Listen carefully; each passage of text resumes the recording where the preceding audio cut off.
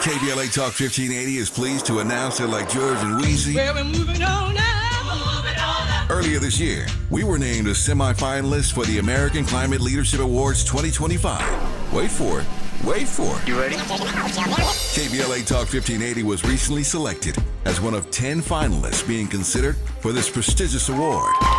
Hundreds of organizations, institutions, and even cities were nominated in the selection process. But KBLA Talk 1580 has made it to the finals. You're invited to watch live on Wednesday, April 16th at 10 a.m. Pacific, 1 p.m. Eastern, 12 p.m. Central, as Eco America announces the winner and the runner-up, awarding over $200,000 in prize money. To watch live, just go to ecoamerica.org to register and attend the online ceremony. That's ecoamerica.org. Don't miss the presentation of the American Climate Leadership Awards 2025, Wednesday, April 16th, and wish us luck. Caring about the climate, caring about the community, changing the conversation. We're KBLA Talk 1580, and we've got your black.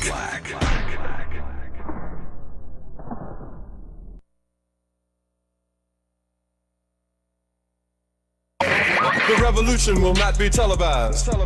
What's up? It is Killer Mike, also known as Michael Render, and I'm encouraging you to listen to more, not less, of Truth Time with Dr. Cornel West and Senator Nina Turner on KBLA Talk 1580.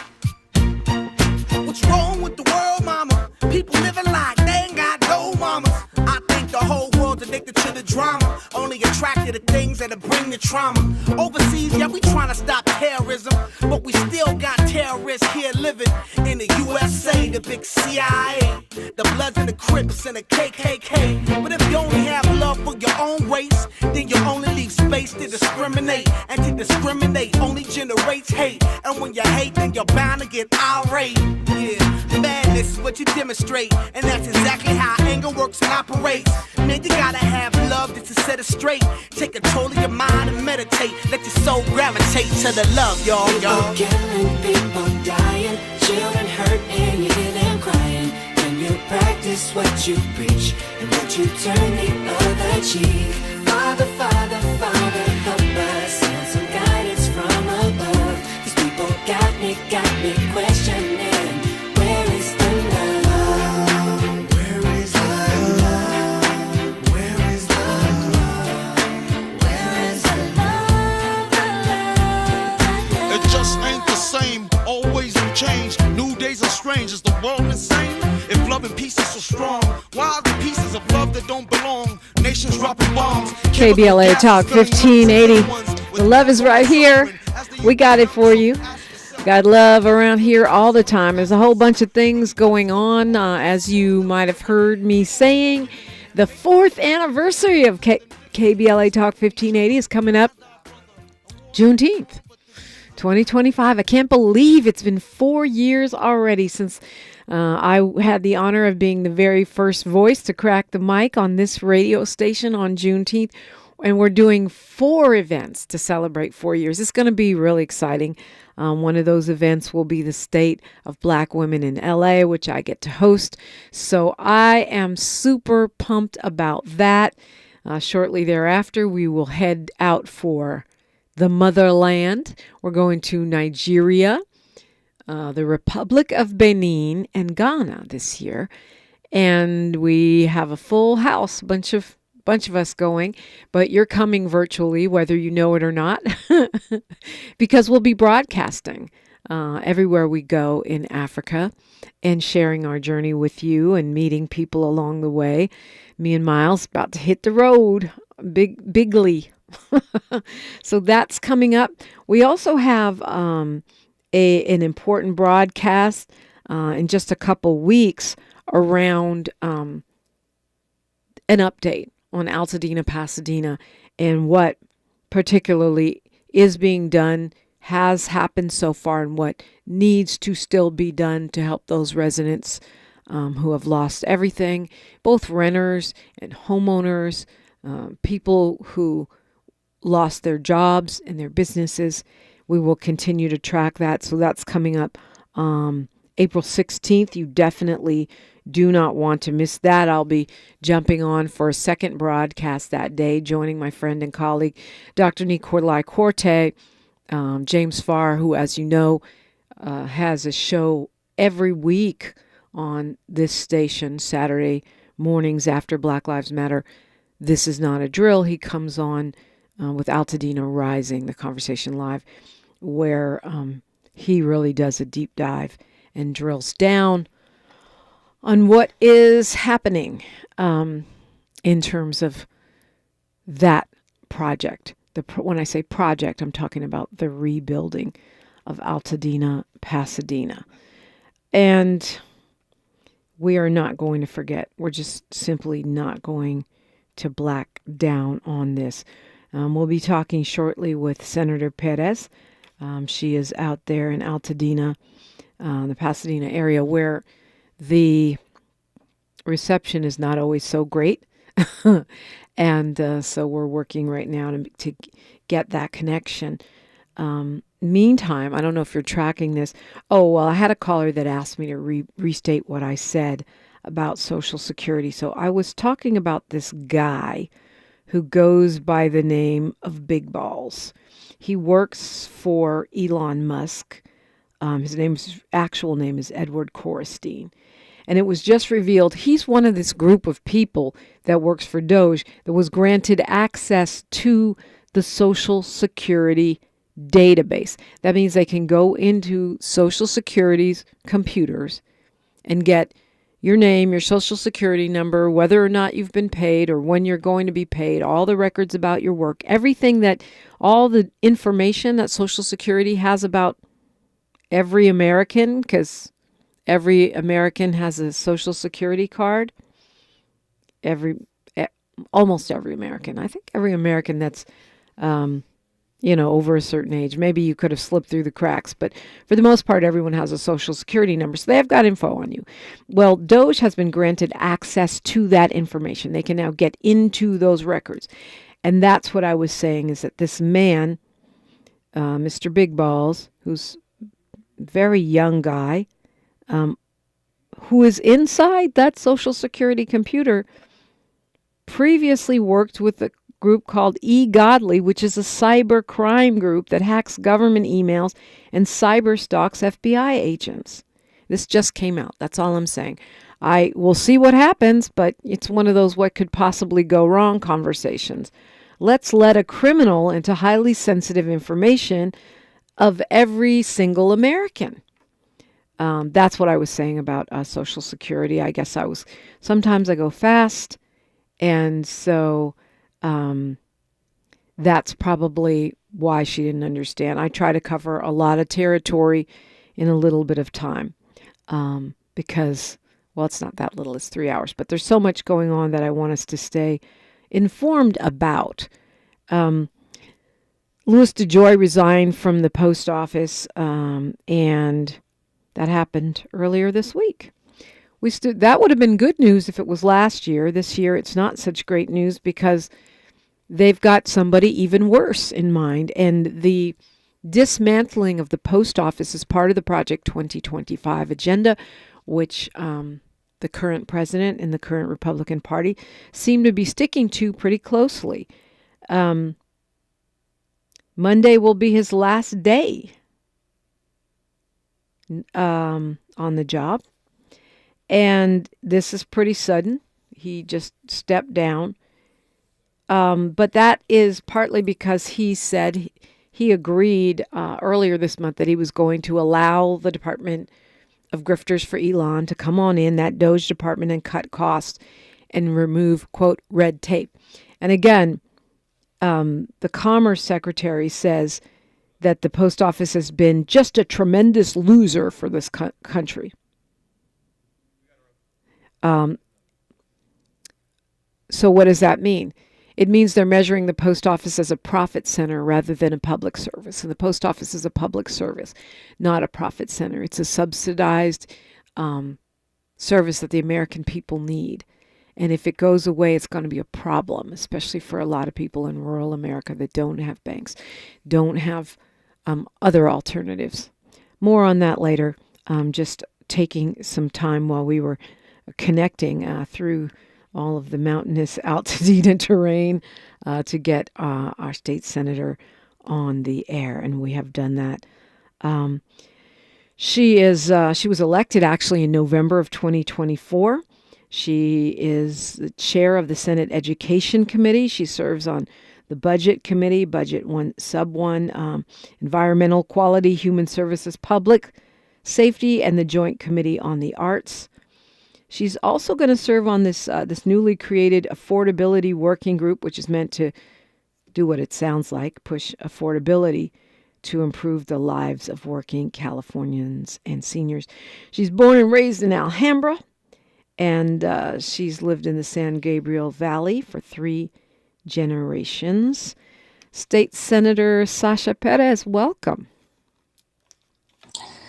Hi, Dominique. Good morning. Good morning. Thank you for having me. Yeah, thanks for coming on. You sound loud and clear, too, despite our technical difficulties. You sound great. And one thing I didn't mention in the intro is that you are the youngest senator in the state of California by a bit. Yes. Yes, that's right. You're a millennial, right? Yes, I am. I'm 32. Yeah, so on the younger end of millennial. Mhm.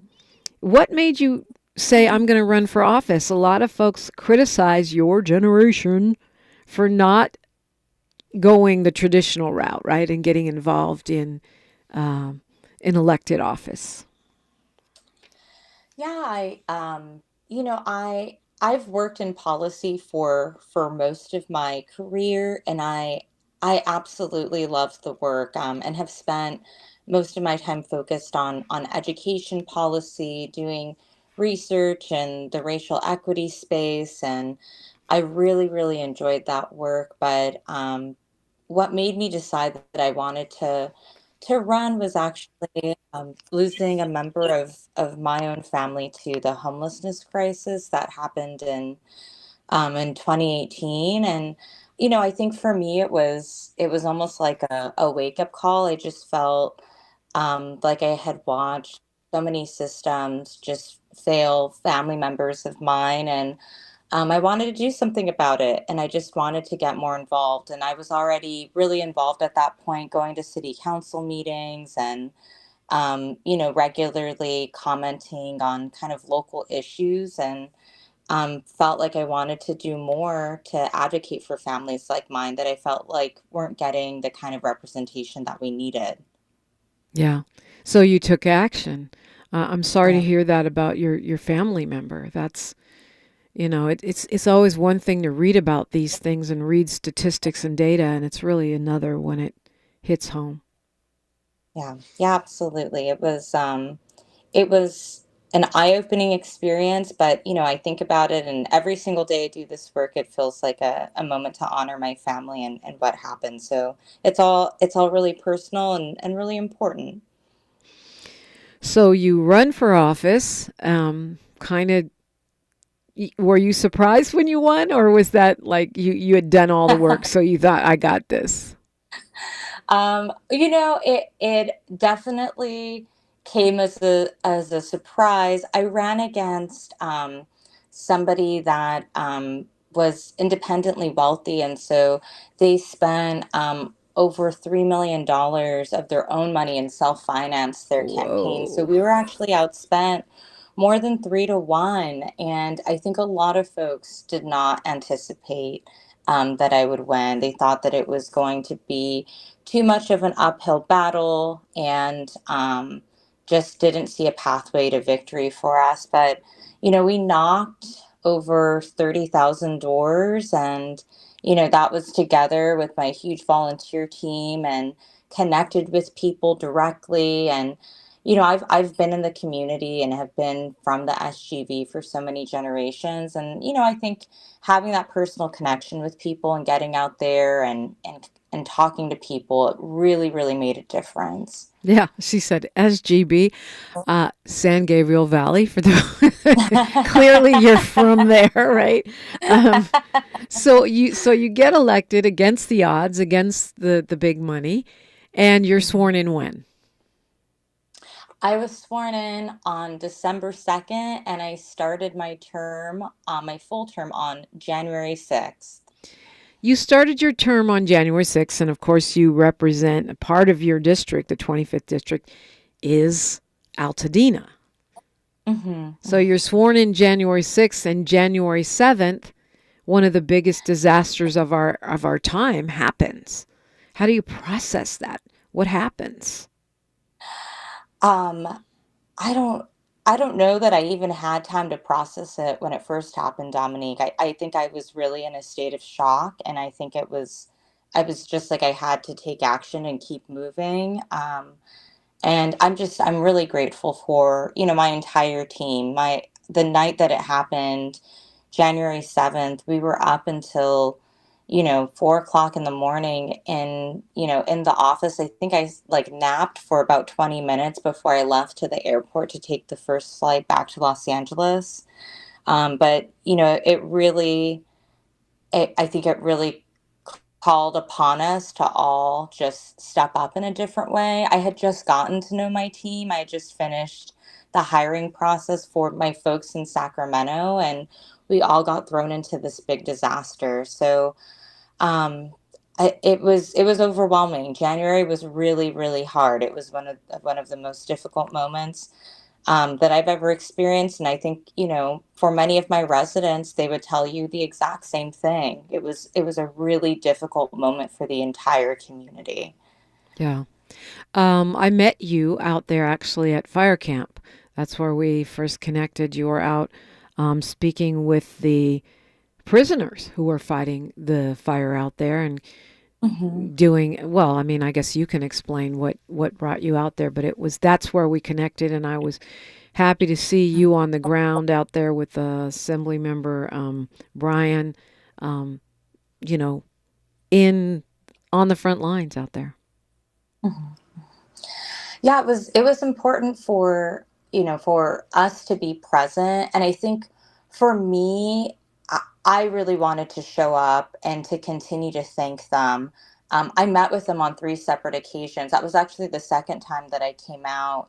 The last time that I met with them, I actually went and individually shook every person's hand that was on the front lines of fighting the fires to thank them, because they had played such a critical role in protecting our communities from further devastation, helping to put out those fires. And, so many of them some of them are from LA, some of them are not from LA. And, this was very personal to them, and talking with them, and the impact that this work just had on their lives, and feeling like they could give back to the community. And I just wanted to let them know that we saw them, that we saw what they were doing, that my constituents were reaching out to me saying, I'm reading articles of these incredible incarcerated firefighters putting their lives at risk to protect us, and I want them to know how grateful I am.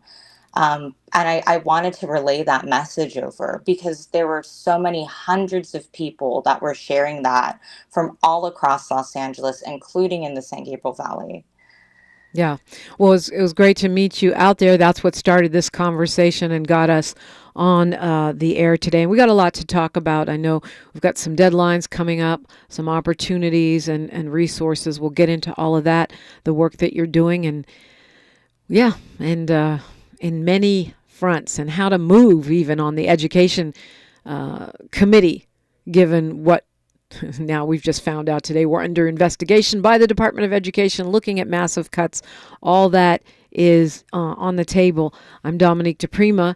Our guest is Senator Sasha Perez, and you're listening to KBLA Talk 1580. Say the quiet part out loud. KBLA Talk 1580. Stories are power. The Black Land Lost Narrative Archive Project is an effort to collect, preserve, and amplify stories of Black land loss. It will form an invaluable resource for scholars, authors, historians, educators, storytellers, policymakers, and change agents who wrestle with issues of restitution, reparations, racial inequality in home ownership, and the racial wealth gap. Through documenting stories of Black land loss, The archive will help demonstrate the magnitude of what Black families have lost and will continue the national dialogue to encourage paths to restitution, rebuilding, and healing. Support the Black Land Lost Narrative Archive Project by visiting www.blacklandlost.org or by donating at www.blacklandlost.org/donate. Spread the word to inspire awareness, activism, leadership, and change. And join us in making a lasting impact. This is a community call to action from KBLA Talk 1580. We've got your black. What's that sound? That's the sound of Downy Unstoppable scent beads going into your washing machine and giving your clothes freshness that lasts all day long. There it is again. It's like music to your ears, or more like music to your nose. That freshness is irresistible. Let's get a Downy Unstoppables bottle shake. And now a sniff solo. Nice. With Downy Unstoppables, you just toss, wash, wow, for all-day freshness. For a limited time at Verizon, you can get our best price ever. That's 4 lines on unlimited welcome for just $25 a line per month with autopay plus taxes and fees. You'll also get the new iPhone 16 Pro, 4 of them for the entire family when you trade in up to 4 phones from our top brands. Terms apply for phone offer. See Verizon.com for details. Testing. We're live from Chick-fil-A. This is Grant. And this is Laura. And a little thing we love about the Chick-fil-A Smokehouse Barbecue Bacon Sandwich is that sweet bun. And that chicken filet was perfectly crispy and soft at the same time. And that Smokehouse Barbecue sauce, it's a lot of fun. And the brown sugar bacon definitely had a little bit more pizzazz. Also, the mac, one of the all-time greats. Man, I'm getting hungry. Order the Smokehouse Barbecue Bacon Sandwich and our Coca-Cola on the Chick-fil-A app for a limited time. Real guests paid for their testimonial. Texting enrolls you into recurring automated text messages. Consent not required to purchase. Message and data rates may apply. Hey, Dan, how you doing? Haven't seen you around the gym for a while. Yeah, I've really fallen off. Since I turned 40, I just don't get the results I used to get. Could be lower testosterone. Lower T? Yeah, I went through it a while back. Once you hit 40, your body has less free testosterone. I got Nugenix Total T, and it's made a huge difference for me. I've seen that ad on TV. Is it for real? Oh, yeah. The key ingredient is something called Tesnor, which helps boost free and total testosterone levels to help you trim up and stay lean. And it's made a difference for you? Man, I feel like I'm in my 20s again. At work, in the gym, and in the bedroom. Are they still giving out complimentary bottles for people to try it for themselves? Yeah, you just need to send them a text. Text ROCK to 42424 right now for your complimentary bottle of Nugenix Total T, the #1 selling testosterone booster at GNC. Plus, text now and we'll include a bottle of Nugenix Thermo, our most powerful fat incinerator ever, to help you get back into shape fast, absolutely free. Text ROCK to 42424. That's ROCK to 42424. Thanks for waking up with Dominique DiPrima on KBLA Talk 1580. Always nice to welcome a new voice into the conversation. She is a state senator elected in 2024, serves the Altadena area. It's the 25th district, and the youngest senator in what is the first female majority Senate body for the state of California. Sasha Perez is her name. So it's so much going on right now that I want to talk to you about, but I want to make sure we get all of the Altadena business and prioritize that, because obviously that's something that has to be top of mind no matter where the news cycle goes. So talk to me about the deadline. I've mentioned it a couple times today. I think Monday is the FEMA deadline for folks to get in the system, right?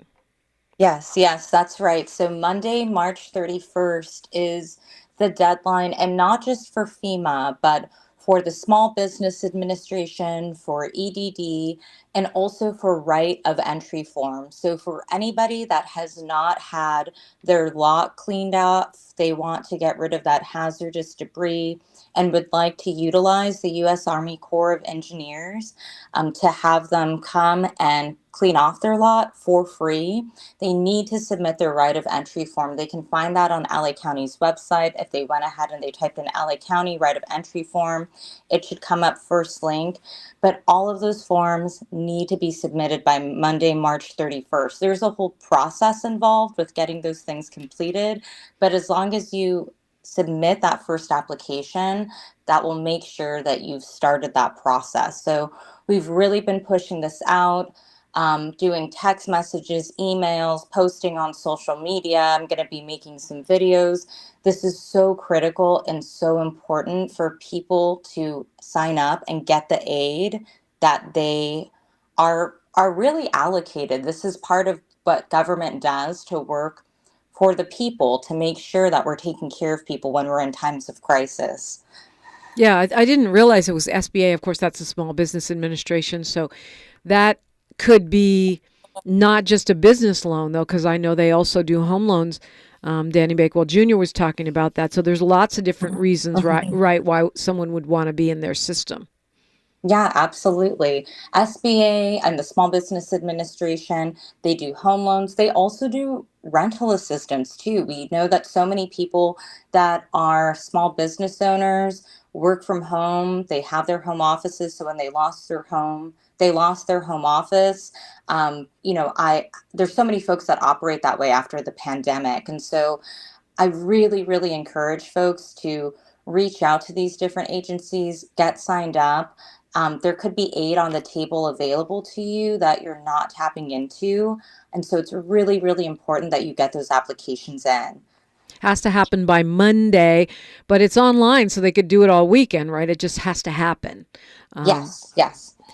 And if you're not in the system, then you can't circle back later and say, but wait, I lost my house or my job or my business. If you're not in the system by the 31st, you're basically out. Yes, that's right. This is actually the pushed back deadline. So the deadline was originally at the beginning of March. We had requested from the federal government that they do an extension. They went ahead and they pushed the deadline back. So this is the final deadline. And I really want to emphasize that to people to definitely take it seriously. And, if you've done your applications already, pick up the phone, call a friend, call a neighbor that you know that lives in Altadena, lives in Pasadena, and was impacted. Make sure that you give them a little nudge and a reminder and check in. This whole process and this experience that we've all gone through has been very traumatizing. And, sometimes we need a friend to just check in on us and see if we need a hand with completing some of those applications and forms. Senator Sasha Perez is my guest. We continue the conversation after news, traffic, and sports. I'm Dominique DiPrima for KBLA Talk 1580. She's reclaiming her time on KBLA Talk 1580. More First Things First with Dominique DiPrima when we come forward. I'm Bree Wood with 4 Things You Should Know with BIN News. Bishop T.D. Jakes recently revealed the nature of a health episode that had him hurried off stage amid sermon last November. He had a massive heart attack, nearly dying. He says he felt sleepy but had no typical heart attack symptoms. A federal judge allows the New York Times copyright lawsuit against OpenAI and Microsoft to proceed, dismissing some claims. The lawsuit alleges AI chatbots were trained on New York Times articles without permission.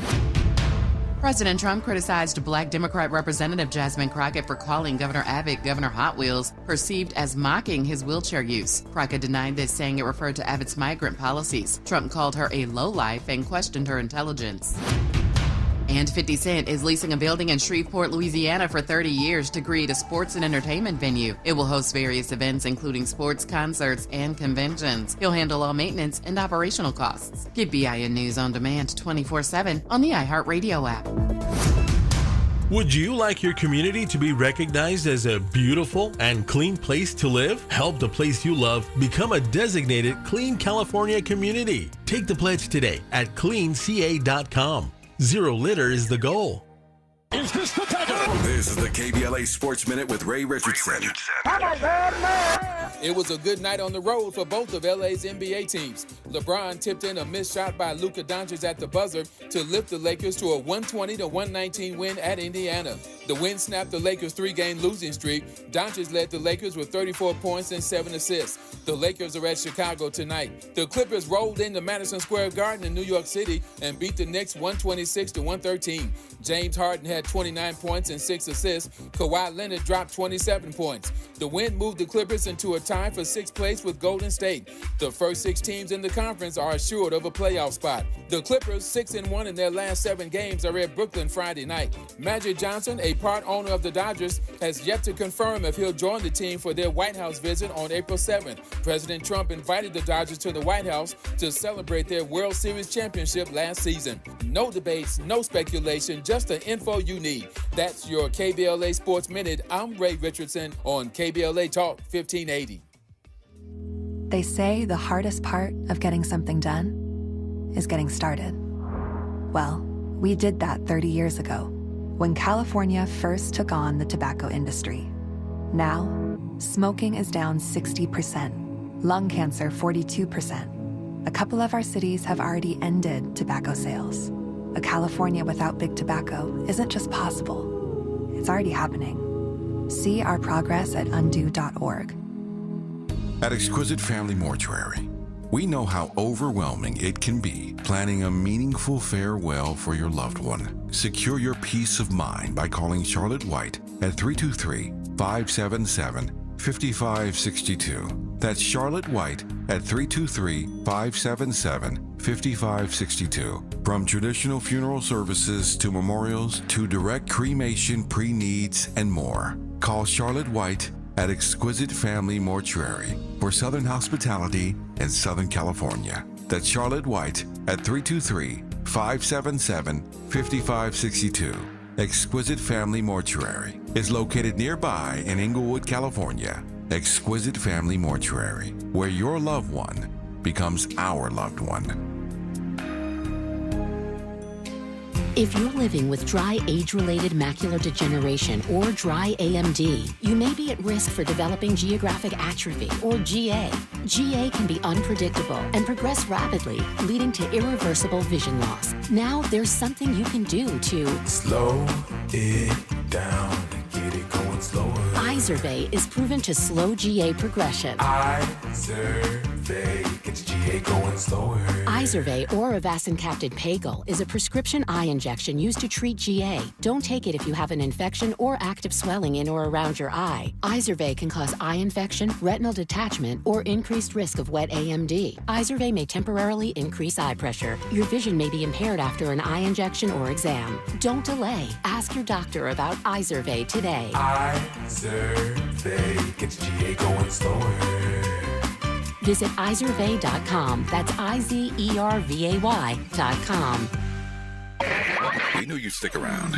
This is LA's home for progressive talk radio. Welcome back to KBLA Talk 1580. And we're talking to the elected representative of the 25th Senate District, one of a tiny group of millennials in state government, Senator Sasha Perez. Speaking on these deadlines, a lot of them are Monday. We mentioned FEMA. We mentioned the Small Business Administration. And in passing, you said EDD. Why is this important? How does unemployment play a role here? Yes, so anybody that has lost their job as a result of the fires, who's had their jobs impacted, is also going to want to sign up for assistance through EDD. So there is a process for that. Small Business Administration is for those that are business owners, right? Whether you have a home business, whether you had, an actual brick and mortar business. We know so many business owners in Altadena lost their businesses in addition to losing their home. But we also know many folks' employment was impacted as well. So getting those EDD applications in, if that is the case, is incredibly, incredibly important. So that means if your claim is tied to the fire, the deadline is Monday. Yes, okay. That's right. Got it. That's important. So much has been made of, much is always made of sort of a division between Black and Latino. I think sometimes we don't note our collaborations as much as we could. And there's a lot of talk about, Altadena is a diverse community, but the 80% home ownership among Black Altadenans is something that is worth preserving, worth guarding. Some folks may think, well, the state senator is Latina. Maybe it's not as important to her to help keep the Black population in Altadena or help us recover. What would you say to that? I'd say it's actually quite the opposite. I think being a young Latina woman in this moment and seeing so many of the stories of folks who lost absolutely everything and being so fearful of being left behind, I think that is something that the Latino community is all too familiar with as well. And, understanding that feeling and that fear. And, being from this area, I have 3 generations of family from the SGB, and I feel a deep sense of responsibility to show up for these communities, for the Black community. When I ran for office, I knew, even though so many folks, and including those that I ran against, did not understand the diversity, of this community, I really understood that the 25th district is one of the most diverse districts in the state. We do not have a racial majority in this district. There are so many populations, whether we have, the Black community in Pasadena and Altadena, you have an Armenian community in Glendale, you have an API community in Alhambra and Monterey Park. And it's my responsibility as somebody that's come from the racial equity space and doing that kind of research to make sure that I'm taking a targeted approach to take into account the needs of each of those groups. And so, this moment I realize is so important to center those conversations, because if we don't center racial equity in these recovery conversations, we know what's going to happen. We know who's going to get left behind. And I refuse to allow what we've seen happen in places like Hawaii or what's happened in places like Katrina to allow that to happen again here in Altadena. Are you even allowed to say equity? And I think that's one of the banned words, Senator. You might get in trouble. They're going to have to come arrest me then, Dominique. So. Yeah, I don't even know how are they talking? Because women and females are also banned. If you're in the Trump administration, you're not allowed to say women and you're not allowed to say females. How do you talk about anything? I don't understand it.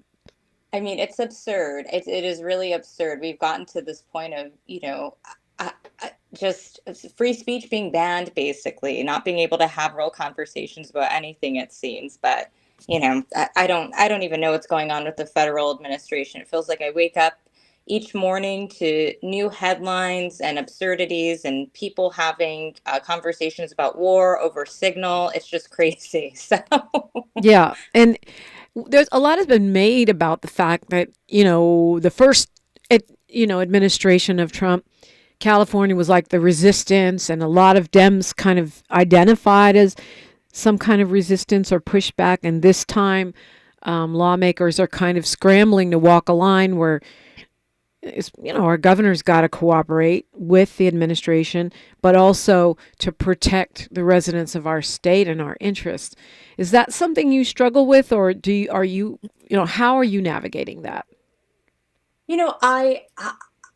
I have my own personal thoughts and beliefs around how we should navigate this moment, and I think I probably align with a lot of the few other millennials that we have up here in the legislature at this point. I'm very close personal friends with Assemblymember Sade El-Hawari, as well as Assemblymember, Isaac Bryan. And I really view us as, as California needing to continue to not just be the resistance, that California needs to fight back. And it's going to be on us to really draw the line and to say, this is unacceptable. And if you continue down this pathway, federal government, then, we have purse strings, we're going to pull them. I introduced legislation just yesterday to make it so that California withholds some of its federal tax dollars if we continue to see these massive cuts by the federal administration. You know, for them to go after things like Social Security, Medicaid, I mean, some of these programs that are not just essential, they are life-saving. If people don't have access to these things, they will die, is unacceptable. And we have to put our foot down and we have to strike back. To see the IRS about to make a deal with ICE to essentially give up information of undocumented people so that they could be targeted and deported, like, what are we doing? And it's my personal belief that in this moment that we have to be more aggressive. And that is what my constituents have made crystal clear to me, is that they want me to fight back in the same aggressive way that we're seeing this administration rip apart our government. Yeah, not acquiesce, not cower, fight back. I'm with you on that, Senator, because the great poet Audre Lorde said, your silence will not protect you. That's right. So you're better off going down, if you're going to go down or winning, fighting. That's how I see it. What do you make of this investigation we found out today? I mean, you're on the Education Committee. State of California being investigated supposedly for teachers not having to tell parents that their children are presenting as trans at school. And there's that piece, and then there's the other piece of just cuts to state education, which were announced, I think, yesterday. What do you make of that? I think that this administration cares about one thing, and that is trying to get hits on social media and to put on a show. And I think that's what you've seen at every single step of this administration, starting from the very beginning, Trump's second day in office, getting up there and basically signing executive orders, into a performance that's being filmed in the middle of this stadium. And they are coming after and targeting California because they know it will make headlines. And that is what this is being utilized for. The rules that we have here in the state, that Trump and so many members of his administration and members of the GOP have tried to weaponize the laws that we have here to protect trans children. And the only thing that our laws say is that if a child is choosing to be called a different name at school, that's not something that the teacher necessarily has to report to the parent. And I think back to even when I was a kid in school, Dominique, I remember my parents were very strict. And, sometimes my parents did not like me to wear black, and I enjoyed wearing black at school. So I'd pack my black clothes into my backpack. And so when they dropped me off, I would go and I would change out of my uniform and I'd put on the clothes I'd want to wear. My teacher did not pick up the phone and then call my parents and say, Sasha's sitting here and she's wearing a black shirt and she's wearing, a black pants. That's ridiculous. These are the kinds of things that kids do as they're exploring and figuring out their personalities. But they've tried to make it seem as if that schools are giving kids medications, that they're making some sort of health choices for kids. That is not only completely false, it's illegal. Parents have the authority over their children. We would never allow that to happen. So much of this is just spun out of control. It's a misinformation train. And they are just looking to create performances that they can capture for media hits. I mean, it is so ridiculous and absurd. Yeah, it's well said. State Senator Sasha Perez, she's over the 25th District. She's my guest, and you're listening to KBLA Talk 1580. More of First Things First with Dominique DiPrima when we come forward. For all of us, this generation and the next, there is simply no place in our lives for litter. And yet, it's everywhere we look, and unfortunately, it does belong to all of us. So let's come together and create a litter-free, clean California once and for all. Remember to properly dispose of your trash and recycling. Secure truckloads with tarps to keep debris from flying out. Clean out your car when you're at the gas station. Take pride in your community by organizing a cleanup event or join a cleanup event near you. Zero litter is the goal. Join us at cleanca.com. That's cleanca.com. Let's do it together. Brought to you by Caltrans. cleanca.com.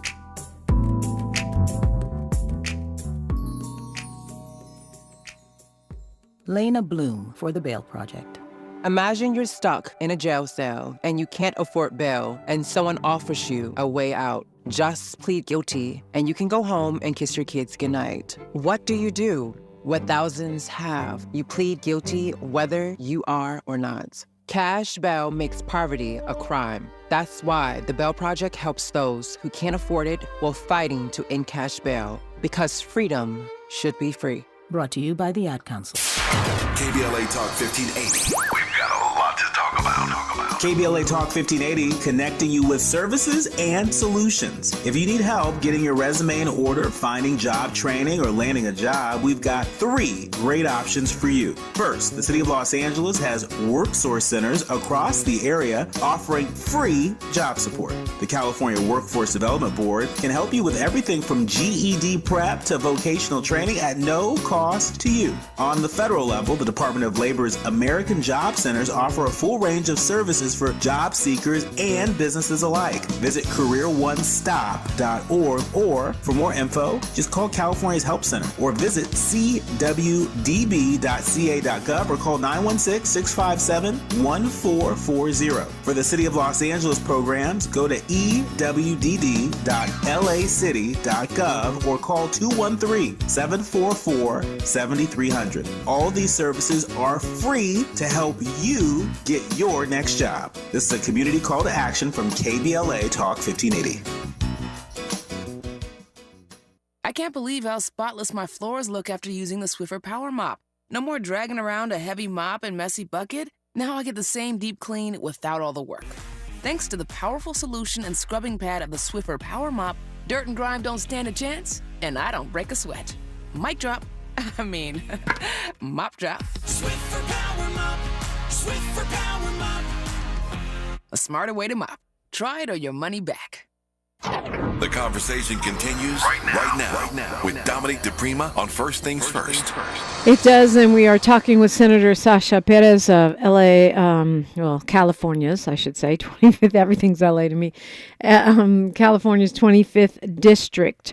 And a lot to cover here. You're on the Education Committee. I was asking you about these cuts.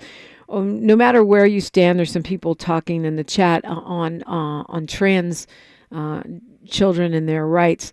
Cuts of $3 billion to California's education system based on teachers following state law will have a huge impact on education for all children, particularly when trans youth make up less than 1% of people in this country.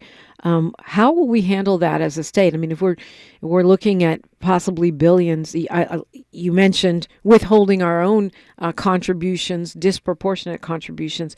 What else could be done to protect our education system, our young students in the state of California? Senator Perez, do we have Senator? Oh, we've lost Senator Perez. That is not good.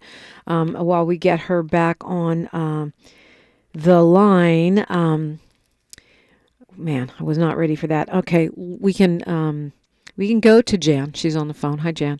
Or we get Senator Perez back on the line. Hi, Jan. You're on the air.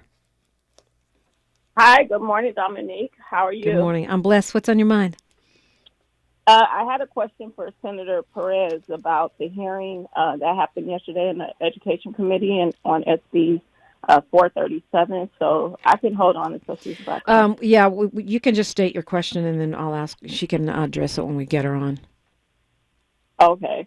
So we sent in a lot of letters of opposition to SB 437. It's a bill that is going to drain millions of dollars. That's allocated to implement reparations. And although she received all these letters, received all these phone calls, in opposition, she's still aligned with who she named were her friends. Well, so that's one of the bills that's California been brought by the Congressional Black Caucus. So around reparations, that you don't agree with. Some reparationists support it, some don't, right? Actually, none of the reparationists support SB 437. There's differences on SB 518, but no one supports SB 437 except for the California Legislative Black Caucus, who seem to want to prolong a study instead of implementing real reparations. And so my question for the senator is if she would reconsider supporting that bill and instead look at AB 1315 and other bills that would not prolong the study of reparations and instead. Okay, got it. Appreciate the call, Jan, and the work that you're doing. You're talking about Education Committee, of which Senator Perez is a member. We don't have her back on the line, so we will address that when we continue this conversation. I do think we can talk about this more in depth tomorrow for Freedman Friday. We are having an attorney on who's also an expert in such matters, and it will be interesting to see what she has to say. Dr. Adrienne Davis is her name. We're going to continue this conversation when we come forward on KBLA Talk 1580.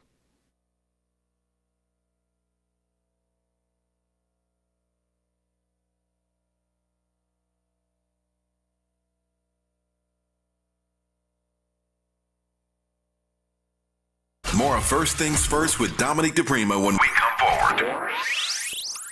For all of us, this generation and the next, there is simply no place in our lives for litter. And yet, it's everywhere we look, and unfortunately, it does belong to all of us. So let's come together and create a litter-free, clean California once and for all. Remember to properly dispose of your trash and recycling. Secure truckloads with tarps to keep debris from flying out. Clean out your car when you're at the gas station. Take pride in your community by organizing a cleanup event or join a cleanup event near you. Zero litter is the goal. Join us at cleanca.com. That's cleanca.com. Let's do it together. Brought to you by Caltrans. cleanca.com.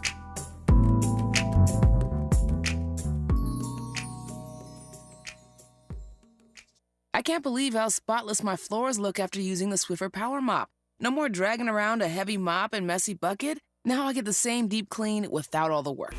Thanks to the powerful solution and scrubbing pad of the Swiffer Power Mop, dirt and grime don't stand a chance, and I don't break a sweat. Mic drop. Mop drop. Swiffer Power Mop. Swiffer Power Mop. A smarter way to mop. Try it or your money back. Lena Bloom for the Bail Project. Imagine you're stuck in a jail cell and you can't afford bail and someone offers you a way out. Just plead guilty and you can go home and kiss your kids goodnight. What do you do? What thousands have. You plead guilty whether you are or not. Cash bail makes poverty a crime. That's why the Bail Project helps those who can't afford it while fighting to end cash bail. Because freedom should be free. Brought to you by the Ad Council. The conversation continues right now with Dominique DiPrima on First Things First. Yeah, multitasking here. Senator Sasha Perez is back with us on the line. We're navigating the Altadena Mountains. She's over the 25th District. And Senator Perez, while you were off the line, Jan called in about a vote in the Education Committee yesterday on SB 437, which I believe is a bill that sounds similar to what Governor Gavin Newsom teed up for last year, which was rejected by a lot of reparationists when we had the fiasco with the California Legislative Black Caucus deciding not to put their own reparations bills on the floor. Now, this bill, I believe, is another study which has no end date, and which could, a lot of analysts feel, myself included, could indefinitely delay other reparations actions while we wait for an endless study to decide who's eligible. She's asking if you would reconsider your support of that bill. Yeah, so I guess let me, first of all, before I get started, Dominique, can you hear me Yes, clearly? you sound, Okay, yeah. Excellent. And I apologize too. I don't know what happened. So I want to go ahead and speak in particular to SB 437 and, in meeting with Senator Weber Pearson, understanding her bill, and also I think what the Black Caucus is trying to ensure is going to happen. So SB 437 would create a process with the CSU system in order to determine if somebody is a descendant of an enslaved person in the United States. So the CSU system would develop and come up with a process and provide a scientific methodology for how they would do that. So she has one bill, and that's SB 437. That went through the Senate Education Committee because it involves the Cal State University system. There's a separate bill that Senator Weber Pearson has also brought forward that would create a department so that we can begin this process of actually delivering reparations to individuals. So she has two vehicles that are moving at the same time. Part of the reason why I believe that she's done this, and it makes a lot of sense, is because unfortunately we are in the midst of one of the most difficult budget challenges that the state has faced in a very long time. And you're going to hear this not just from government agencies like the state of California, but from everyone from the state level down to the local level. The county of Los Angeles is in the middle of a budget crisis, as well as the city of Los Angeles. We just had Mayor Karen Bass travel up to Sacramento to ask us for support and for assistance because the state is facing such challenging times. And so I think the purpose in trying to move forward both a vehicle that's creating that department, as well as this vehicle so that we can begin this scientific methodology kind of study and information gathering, is because it is going to be very, very difficult for the department bill to get signed.